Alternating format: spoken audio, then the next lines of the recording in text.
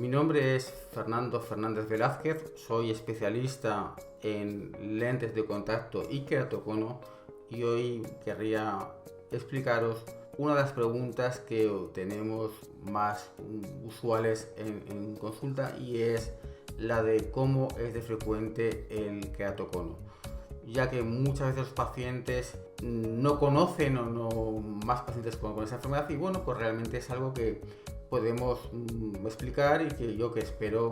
que después de esta pequeña presentación quede más claro. Antes de nada, cuando hablamos de prevalencia, que es la palabra técnica que usamos, es simplemente cómo de frecuente es el queratocono. Y realmente tenemos que decir que el queratocono es mucho más frecuente de lo que realmente pensábamos hasta ahora. Y entonces para ello teníamos varias fuentes de información. La primera fuente más clásica, lo que llamamos prevalencia clásica, y después se han ido añadiendo más y más estudios que nos están dando una mejor idea, un mejor conocimiento de realmente cómo de frecuente es el queratocono. Cuando hablamos de los estudios más clásicos sobre la enfermedad, tenemos que remontarnos al año 1935 al 82, en el cual se realizó el estudio clásico sobre cómo de frecuente era el queratocono en Estados Unidos, en Minnesota, y en el cual en este espacio de tiempo en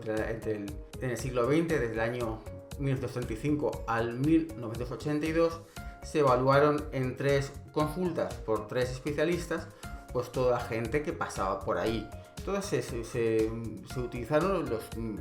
métodos de diagnóstico que había entonces, que era el reflejo de retinoscopía, que en queratocono daba un reflejo distinto, que se llama tijera, y la distorsión en las miras con el queratómetro. Vuelvo a decir que son instrumentos que se empleaban en ese tiempo, ahora totalmente obsoletos o en gran parte obsoletos. Y esta información se vino a publicar en el año 1986. Y bien, pues en ese estudio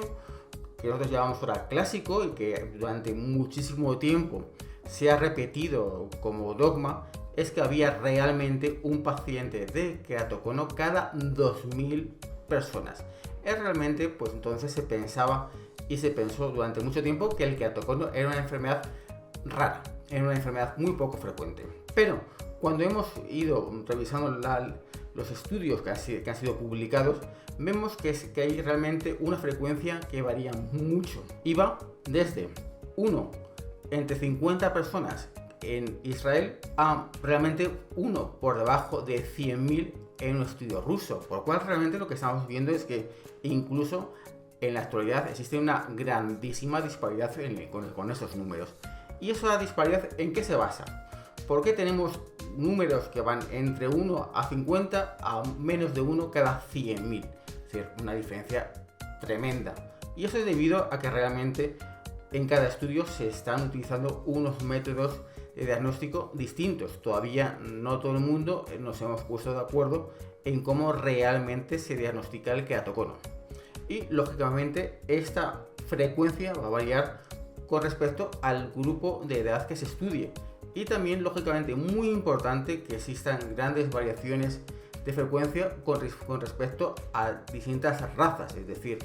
no existe un patrón de frecuencia común para todos los seres humanos. Y lógicamente también es muy importante entender que realmente puede haber diferencias geográficas y ambientales que hagan que en un sitio pueda haber más queratocono que en otro. Por ejemplo, algo también muy clásico de contar es que la incidencia, la frecuencia de queratocono en Australia en población anglosajona es muchísimo más alta que en Inglaterra. ¿Por qué razón? Porque la luz del sol es mucho más potente en Australia y Nueva Zelanda, y entonces se puede pensar que es una de las posibles causas que en esos países exista más queratocono que en Europa. Pero bueno, otro de los estudios que realmente nos ha hecho cambiar realmente nuestra percepción de cómo de frecuente es el queratocono y mucho más en un estudio europeo fue uno que se realizó en el año 2017 en los Países Bajos, y en los cuales realmente lo que se buscó fue todos aquellos pacientes que iban y estaban dentro del sistema de salud, pues se buscó cuántos de ellos tenían el código de diagnóstico de queratocono. Y realmente simplemente fue un estudio de recopilación de cuánta gente tenía ese diagnóstico. Y entonces se vio que en una amplia base de población de 4,4 millones, es decir, realmente ya un buen número, por lo cual podemos sacar conclusiones muy definitivas, había un queratocono cada 375 personas, que realmente un montón más de lo que se podía esperar y se pensaba que había antes. Vuelvo a decir que durante mucho tiempo habíamos repetido el 1 entre 2000, es decir,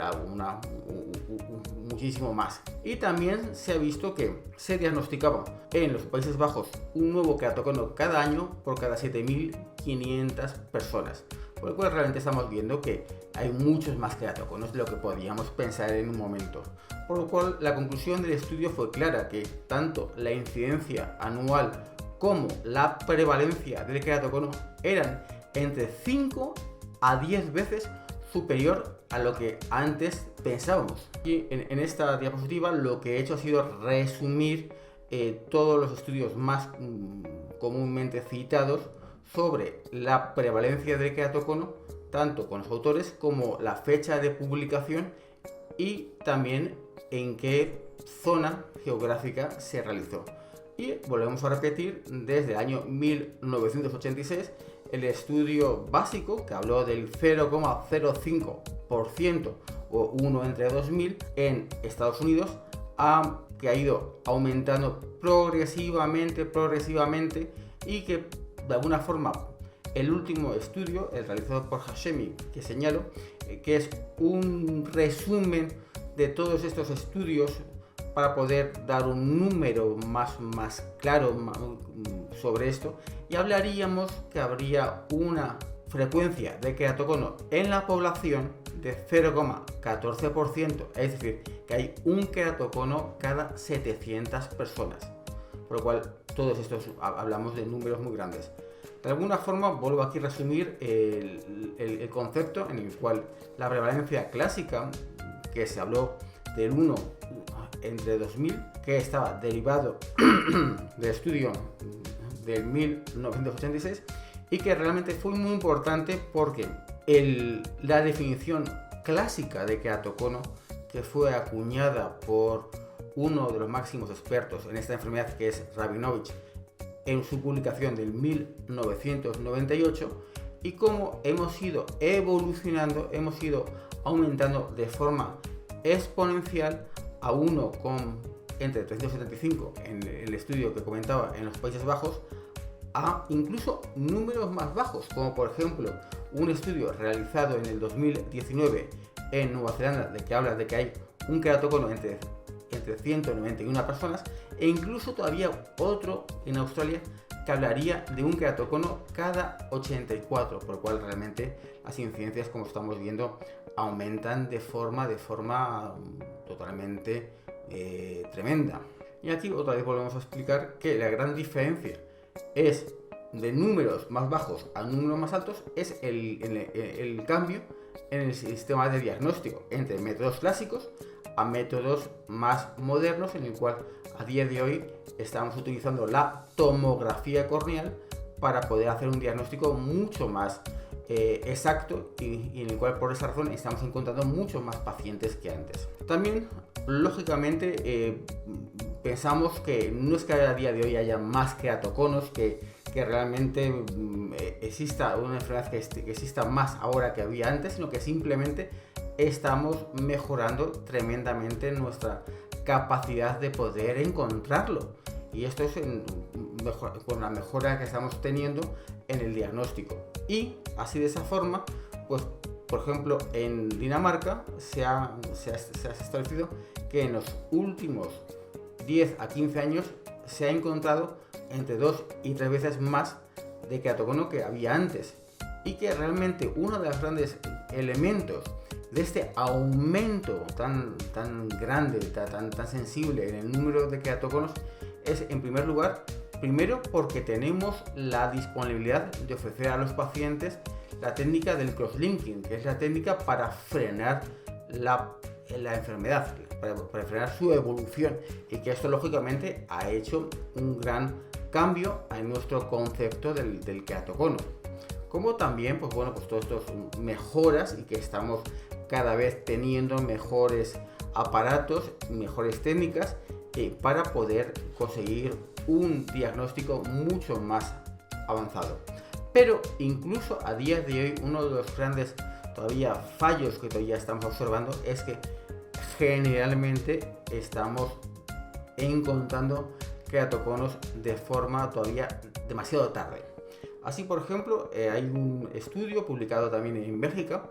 en el año 2020 en el cual señala que prácticamente un 25% de pacientes con queratocono fueron diagnosticados cuando estaban ya en fase 2, es decir, en fases ya bastante avanzadas. Tal vez una de las grandes razones de esto es que todavía la tomografía corneal como técnica no está del todo integrada para ver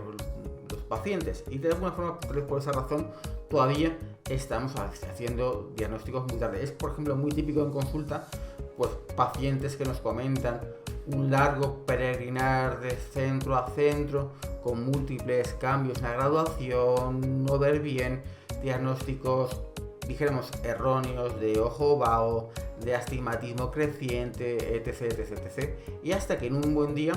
le hacen una tomografía corneal y te dicen, no, usted tiene un queratocono y es de libro. Es decir, de alguna forma, hasta que no se hace estas pruebas de topografía, o mejor la tomografía, que nos da más información, ya que la topografía nos va a dar solamente información de la cara externa de la córnea y la tomografía nos da una imagen en 3D, por tanto nos da mucha más información, pues realmente estamos diagnosticando todavía muy tarde, y es un gran problema porque todavía incluso hay pacientes que se enteran de que tienen queratocono incluso en fases mucho más tardías. Y esto es todo lo que quería venir a explicaros hoy sobre el queratocono. Como podéis ver, es una enfermedad que es mucho más frecuente de lo que podríamos pensar, que nuestro conocimiento de ella está evolucionando gracias a las nuevas tecnologías, y que os animo a, si tenéis alguna pregunta sobre el queratocono, podáis comunicarnos vuestras preguntas, o bien en nuestro correo electrónico, o ya entrando en los formularios que tenemos en nuestra web, o incluso pues vía LinkedIn. Nada más y muchas gracias.